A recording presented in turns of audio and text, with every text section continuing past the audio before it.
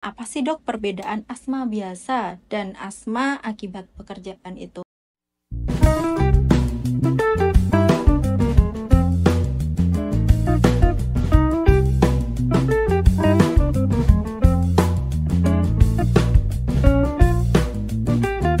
Halo, selamat pagi sahabat Hermina. Apa kabar? Semoga sehat selalu. Kembali lagi bersama saya Triana Dian Pertiwi dalam acara Observasi Hermina, obrolan seru variasi edukasi.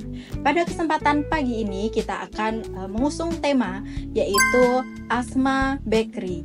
Nanti pada kesempatan pagi ini kita akan kedatangan tamu dokter spesialis yang tentunya sangat luar biasa. Mungkin yang pertama ada Dokter Tifla, spesialis paru. Selamat pagi dokter, apa kabar? Halo, selamat pagi Mbak Dian. Alhamdulillah sehat. Bagaimana kabarnya sahabat Hermina semuanya yang di rumah? Sehat ya pastinya dok. Ya, selamat dokter Tifla ini dokter spesialis paru di Rumah Sakit Hermina Solo. Beliau menyelesaikan pendidikan S1 kedokteran di Universitas Syah Kuala Aceh ya dok ya. Kemudian untuk spesialis parunya dokter Tifla menyelesaikan pendidikan di UNS ya dok ya. Kemudian untuk yang kedua, selamat datang saya ucapkan kepada dokter Rifka. Terima kasih Mbak Apa Dian. kabar Selamat dok? datang. Baik Mbak Dian. Ya, dokter Rifka A ini spesialis okupasi ya. Beliau ini menyelesaikan pendidikan S1 kedokteran di UMY, kemudian S2 spesialis okupasinya di UI, Universitas Indonesia. Nah, pada kesempatan pagi ini kita akan membahas tema terkait asma bakery ya dok ya, yang tentunya berhubungan ke dua dokter spesialis kita ini. Nah, untuk yang pertama mungkin tujuan dari episode ini lebih mengenal lagi lebih jauh tentang resiko dan penanganan asma akibat kerja di industri roti atau pangan. Nah, kalau di Solo ini kan kebetulan banyak sekali ya dok ya toko roti. Nah, mungkin di luar Solo pun juga akan lebih banyak lagi. Mungkin untuk yang pertama saya akan ngobrol-ngobrol terlebih dahulu dengan dokter Tifla ya, spesialis paru. Maaf ya dok ya, untuk selanjutnya mungkin kita akan bahas tentang apa sih itu asma. Jadi mungkin dokter spesialis paru dokter Tifla bisa menjelaskan kepada sahabat Hermina di sini ya dok. Monggo silakan. Oke, terima kasih kesempatannya Mbak Dian. Begitu. Selamat pagi sahabat Hermina semuanya. Hari ini kita akan membahas ya topik yaitu asma pada pekerja roti ya. Sebelumnya kita kenalan dulu apa itu asma. Seperti yang kita ketahui, secara umum asma itu merupakan penyakit yang heterogen. Maksudnya apa? Penyakit dengan banyak gejalanya. Nah, ini terjadi karena apa? Karena adanya proses inflamasi dan terjadi proses hiperresponsif. Hiperresponsif yaitu saluran napasnya itu hiperresponsif dan hipersensitif, sehingga akan muncul beberapa gejala pernapasan yang kronis, yaitu berupa sesak napas, dada terasa berat, batuk, dan juga mengi. Hal ini akan terjadi karena adanya hambatan aliran udara ekspirasi.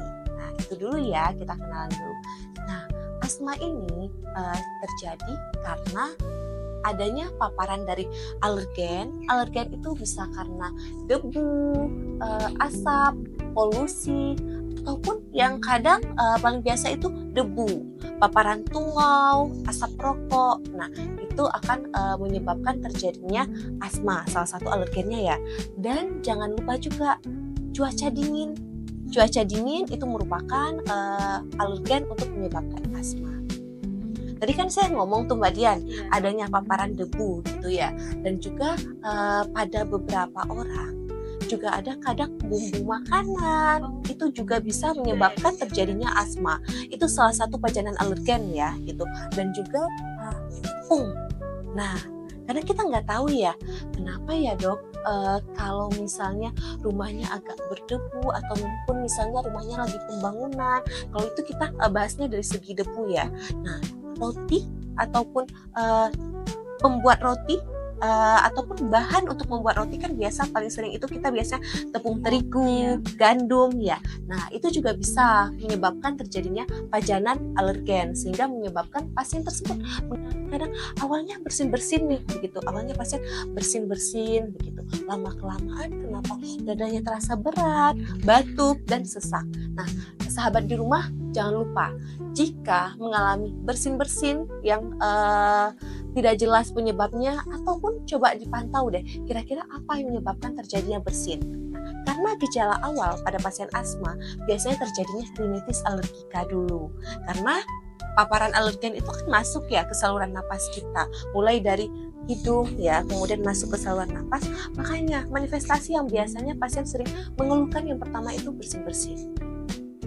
Ya, baik dok. Tadi sudah sangat jelas ya apa itu pengertian asma, kemudian tanda dan gejala yang muncul. Nah, kemudian dok, untuk selanjutnya apa sih dok perbedaan asma biasa dan asma akibat pekerjaan itu? Yang tadi mungkin yang kita bahas yaitu di pembuat roti ya dok ya. Oke, kita bahas dulu ya. Sebelumnya kita udah bahas, yaitu kita sebutnya asma bronkial ya, asma bronkial atau asma bukan yang pada pekerja. Nah, pada istilah medis kita ada menyebutkan work related asthma yang berkaitan dengan kerja. Terbagi itu ada dua. Yang pertama disebutkan dengan occupational asthma. Jadi occupational asthma ini yaitu asma yang didapatkan dari seseorang itu sebelumnya nggak ada riwayat asma nih. Nah, misalnya kerja, karena kita ini membahas topiknya bakery asma begitu ya. Jadi kemungkinan pajanannya karena tepung ataupun gandum gitu. Nah, itu menyebabkan terjadinya asma gitu. Nah, itu yang disebut dengan occupational asthma. Dan yang kedua itu kita ada sebutnya work exacerbated asthma. Nah, itu yang membedakan dengan occupational asthma, pasien ini kadang udah ada riwayat asma sebelumnya nih. Nah, udah ada riwayat asma sebelumnya dan diperparah oleh lingkungan kerja. Nah, exacerbate ya, jadi mempengaruhi. Dan yang satu lagi itu ada istilahnya itu work aggravated asthma. Jadi istilahnya itu ya kita membedakannya mungkin berdasarkan nilai ya. Jadi kalau work exacerbated asthma ini nilai fungsi parunya itu bisa kembali ke normal gitu ya. Sementara yang WAE itu tidak bisa kembali normal. Nah, itu dulu yang harus dibedakan ya, bahwa pada pasien asma kerja itu bisa karena dapat di lingkungan kerja, ataupun kadang memang sebelumnya udah ada nih gitu, udah ada tapi memang jarang kambuh dok biasanya, tapi nggak tahu kenapa dok setiap saya itu masuk kerja itu kok tambah berat ya dok ya, dada saya itu berat, sesak begitu, tapi dok kalau saya itu libur kadang nggak ada keluhan. Nah, itu clue yang harus diwaspadai ya teman-teman sahabat Hermina di rumah. Ya, baik dok. Untuk selanjutnya mungkin peran dokter spesialis paru ya dok ya terhadap diagnosa dan pengobatan asma tersebut. Oke, kalau peran dokter paru tetap yang pertama ya kita identifikasi dulu. Nah, apakah pasien ini memang asma biasa ataukah asma karena kerja? Dan harus kita ketahui juga kira-kira apa pajanan yang menyebabkan gitu. Otomatis kalau dokter paru kan nanti akan melakukan berbagai rangkaian tes ya, mulai dari yang pertama cek darah rutin. Cek darah rutin tujuannya apa?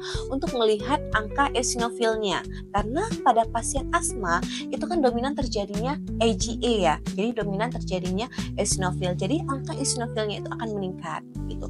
Kemudian yang kedua ronsen. Kalau ronsen itu bisa terjadinya pada umumnya normal gitu ya. Dan juga ada beberapa serangkaian pemeriksaan lainnya gitu. Pemeriksaan lainnya seperti pemeriksaan spirometri, terus pemeriksaan skin prick test yaitu tes alergi itu ya. Kemudian ada pemeriksaan namanya fenotest. Fenotest itu pada pasien-pasien yang ada bakat alergi dominan eosinofil itu akan meningkat jumlah fenotestnya begitu. Ada juga pemeriksaan uji inhalasi spesifik yaitu diberikan inhalasi begitu, itu juga bisa untuk menentukan gitu. Dan juga ada beberapa pemeriksaan basofil aktivasi itu juga bisa dilakukan untuk pasien-pasien dan otomatis nanti dilihat ya. Dan yang paling penting untuk perannya dokter paru harus bisa melakukan yang paling penting itu harus puncak ekspirasi. Itu yang paling penting ya, karena itu bisa dibawa pasien ke rumah. Jadi harus puncak ekspirasi pasien saat bekerja berapa. Jadi itu dihitung selama 4 minggu. Nah, jadi nanti akan dibandingkan, benar. Nanti akan dibandingkan kalau di rumah berapa, di tempat kerja berapa, begitu. Nanti kan terlihat tuh, kalau memang karena memang pajanan di tempat kerja, otomatis yang di tempat kerja akan mengalami penurunan, gitu, Mbak.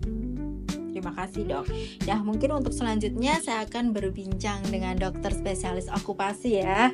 Kemudian dokter, untuk tadi kan sudah dijelaskan pengertian asma sama definisi gejala umum ya, Dok, sama dokter spesialis paru. Mungkin di sini menurut dokter spesialis okupasi ya, dari pandangan yang berbeda ya, Dok ya, untuk asma akibat pekerjaan ini seperti apa sih, Dok? Ya, terima kasih Mbak Dian, terima kasih Dokter Tifla atas penjelasannya tadi. Sebelumnya saya akan menyapa dulu sahabat Hermina semua yang ada di rumah. Sahabat Hermina, semangat pagi dan salam kenal. Saya dokter spesialis kedokteran okupasi di Hermina Solo. Dan di sini saya akan membantu menjelaskan lebih detail lagi ya, Dok ya, terkait tadi asma pada pekerjaan ya, asma pada pekerja begitu, asma pada pembuat roti. Nah, pada okupasional asma tadi sudah dijelaskan, betul seperti penjelasan oleh Dokter Tifla, bahwasanya memang sebelumnya tidak ada riwayat asma, akan tetapi seseorang pekerja tersebut, jadi ini konteksnya adalah okupasional asma itu asma yang terjadi akibat kerja. Asmanya tersebut muncul setelah seseorang itu bekerja. Sebelum bekerja, jadi sejak lahir sampai baru awal masuk kerja itu tidak ada sakit asma sama sekali. Setelah masuk bekerja, muncul asma tersebut. Hal ini terjadi karena pekerja tersebut tersensitasi atau terpicu oleh alergen di tempat kerja tersebut. Alergen di tempat kerja berdasarkan berat molekulnya itu dibagi menjadi dua. Jadi ada alergen dengan berat molekul rendah, misalnya debu, logam yang mengandung kobalt, atau debu pada obat, pembuatan obat seperti diklofenak, seperti itu. Dan ada juga alergen dengan molekul yang tinggi, berat molekul yang tinggi, misalnya adalah debu kayu. Kemudian pada pembuat roti ini adalah debu tepung, seperti itu. Nah, pada okupasional asma ini sensitasi itu muncul seseorang terpajan oleh berat molekul yang tinggi, itu akan muncul asma. Nah, ini contohnya adalah debu pada tepung tersebut, gitu ya, tepung terigu tersebut. Itu untuk yang okupasional asma. Lalu apa bedanya tadi dengan yang work exacerbated asma atau asma pada pekerja yang dipicu karena pekerjaan seperti itu. Nah, pada penyakit asma akibat kerja yang murni itu seseorang tidak memiliki riwayat asma sama sekali. Tetapi pada asma yang dipicu oleh pekerjaan, seseorang tersebut memiliki riwayat asma sebelumnya atau riwayat asma waktu kecil. Kemudian diperberat dengan pajanan alergen di tempat kerja. Misalnya pada pembuat roti ini, seseorang tersebut sudah memiliki asma. Jadi pekerja roti ini sebelum masuk bekerja membuat roti sudah memiliki asma sejak kecil. Kemudian membuat roti. Jadilah yang sebelumnya asmanya itu tidak kambuh, saat membuat roti jadi kambuh. Seperti itu. Nah, itu karena terpicu oleh alergen di sana. Itu tadi ya. Jadi itu tadi pembedanya, Mbak, yang asma okupasional asma dan juga asma yang dipicu karena pekerjaan. Ya, Dok. Mungkin untuk selanjutnya, mengapa sih mereka itu berisiko tinggi ya, Dok, ya, untuk pekerja-pekerja di toko roti tersebut? Betul, mereka para pekerja di tempat pembuatan roti berisiko tinggi karena terpajan langsung, jadi kontak langsung dengan alergen tersebut. Misalnya untuk zat pemicunya seperti tadi yang sudah tepung disebutkan ya, Dok, ya, tepung, kemudian ada bahan pengawetnya juga bisa, atau yang lainnya, zat-zat seperti barley misalnya. Mungkin di situ juga banyak debu ya, Dok, ya, mungkin. Betul, khusus untuk asma bakteri ini adalah tepung. Ya dok, mungkin ini yang mau saya tanyakan ya dok ya. Kalau misalnya ada kasus nih dok, pekerja roti yang menderita gejala asma, nah bagaimana pekerja itu dapat didiagnosa dokter? Oke, yang pertama mungkin harus ditegakkan dulu oleh dokter spesialis paru. Silahkan dokter Rifla mungkin menjelaskan dulu. Jadi pasien pekerja ini itu bisa berkonsultasi ke fasilitas kesehatan terdekat dulu, kemudian apabila belum ada perbaikan bisa dikonsulkan ke dokter paru. Nah, silahkan dari dokter paru mungkin bisa menjelaskan penanganan secara medisnya seperti apa untuk nanti penata laksanaan atau penanganan secara okupasi nanti bisa saya bantu jelaskan Mbak Dian. Ya. Oke, kita akan bahas ya mengenai penegakan diagnosisnya. Yang pertama tetap ya dari anamnesis dulu. Yang pertama kita harus tanyakan apakah ada sesak napas yang disertai dengan mengi, kemudian batuk, apakah ada bersin-bersin, dan terutama kita harus bedakan dulu. Kalau pada pasien asma itu kan biasanya cenderung malam, dini hari hingga pagi ya keluhannya itu karena apa? Cuaca dingin gitu, cuaca dingin sehingga memicu saluran napasnya itu lebih sensitif sehingga akan batuk, sesak napas dan mengi gitu. Dan jangan lupa juga dari hasil pemeriksaan fisik gitu. Dari hasil pemeriksaan fisik terdengar suara wheezing ya ataupun suara mengi gitu. Itu karena apa? Terjadi karena saluran napasnya itu yang menyempit sehingga napas yang dihasilkan itu menghasilkan suara mengi. Dan jangan lupa pada pasien asma tanyakan apakah ada riwayat keluarga atau tidak. Karena salah satu faktor penjamunya yaitu adanya bakat atopi. Jadi bakat atopi ini misalnya di dalam keluarga adanya riwayat sebelumnya misalnya kakeknya itu mengalami eksim ya ataupun dermatitis atopi, kadang gatal-gatal ya. Nah, jadi kadang pada anaknya ataupun pasiennya ini bisa mengalami yang diturunkan itu sebenarnya atopinya. Belum tentu kadang anaknya itu mengalami eksim, belum tentu. Bisa saja mungkin mengalami asma bronkial bisa, ataupun mengalami rinitis alergika bisa, ataupun konjungtivitis pada mata. Itu jangan lupa kita sebagai dokter menanyakan apakah ada riwayat dalam keluarga ataupun tidak. Kemudian setelah kita lakukan pemeriksaan fisik, kita lakukan pemeriksaan penunjang. Yang paling utama itu kita kalau pasien lagi keadaannya sesak ya atau mengi, kita bisa lakukan nebulisasi dulu. Nebulisasi dengan short acting beta 2 agonis, kemudian kita akan melakukan evaluasi. Nah, kalau di IGD kita bisa lakukan pemakaian APE, arus puncak ekspirasi. Kita lihat apakah terjadi penurunan ataupun tidak begitu ya. Dan juga kita bisa melakukan pemeriksaan laboratorium, yaitu kita bisa melihat nilai eosinofilnya berapa. Karena pada pasien asma ini mayoritas eosinofilnya meningkat karena terjadinya reaksi hipersensitivitas dominan IgE-nya, imunoglobulin E-nya begitu ya. Sehingga ada perannya untuk kita pemeriksaan darah rutin untuk melihat eosinofil. Kemudian jika pasiennya sudah stabil, kita bisa melakukan pemeriksaan spirometri. Nah, gimana pemeriksaan spirometri? Pemeriksaan spirometri ini merupakan pemeriksaan submersible ya. Nah, pemeriksaan ini sudah bisa juga dilakukan di Hermina. Di Hermina kita sudah ada alatnya. Jadi yang kita nilai FEV1 per kVp. Normalnya itu di atas 75. Kalau di bawah 75 itu kita sebut dengan asma. Kapan kita sebut asma? Juga jika terjadi kenaikan FEV1. FEV1-nya itu meningkat lebih dari 12% dan 200 mili itu kita sebut dengan asma. Dan juga kita bisa melakukan pemeriksaan lain yaitu pemeriksaan skin prick test, kemudian uji inhalasi spesifik, dan juga kita bisa melakukan pemeriksaan venotest. Namun venotest mungkin kita akan merujuk ya, kita akan merujuk untuk melihat apakah dominan eosinofil ataupun neutrofil begitu. Jika dominan eosinofil, venotestnya akan meningkat. Dan juga beberapa pemeriksaan lainnya, skin prick test begitu ya. Nah, itu harus kita tegakkan dulu gitu. Memang benar seperti yang dikatakan Dokter Rifka ya. Tadi aku harus tegakkan dulu oleh dokter paru jika memang oh iya ini asma gitu. Dan jangan lupa arus puncak ekspirasi itu kita akan lakukan selama 4 minggu. 2 minggu di tempat kerja, 2 minggu di rumah. Jadi jika memang karena kerja, otomatis nilainya pada saat tempat kerja itu akan menurun. Nah, itu yang harus kita evaluasi. Dan jika memang sudah tegak asma pada tempat kerja, kita harus melakukan evaluasi ya dok ya. Kita harus melakukan evaluasi, soalnya tidak mungkin ya harus dipaparkan terus-menerus. Nanti di situ perannya Dokter Rifka sebagai okupasi ya, nanti akan melihat, meninjau tempat kerjanya juga. Baik, terima kasih penjelasannya Dokter Rifka. Saya sambung ya Mbak Dian ya.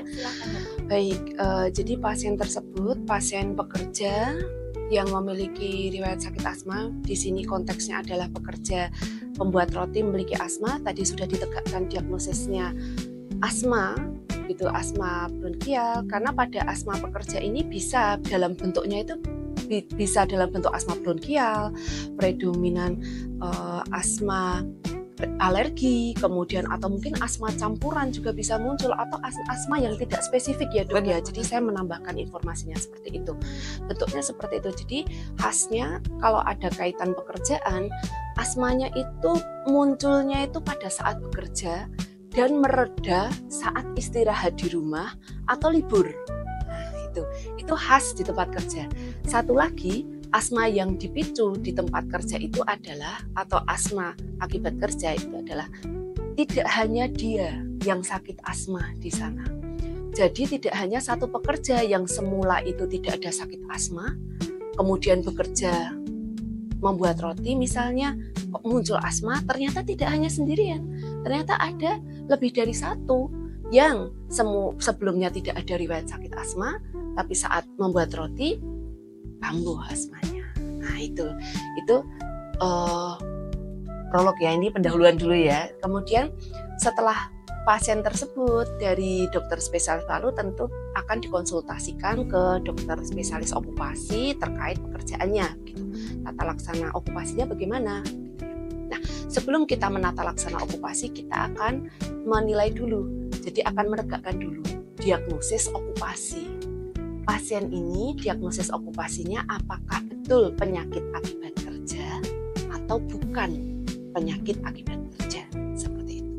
Ya dok. Nah, dengan kasus asma tersebut ya dok ya, mungkin ada pengaruhnya nggak sih dok terhadap mungkin ventilasi atau jam kerja mungkin ya, atau Betul. penggunaan APD-nya dok di Betul. toko kue tersebut? Betul.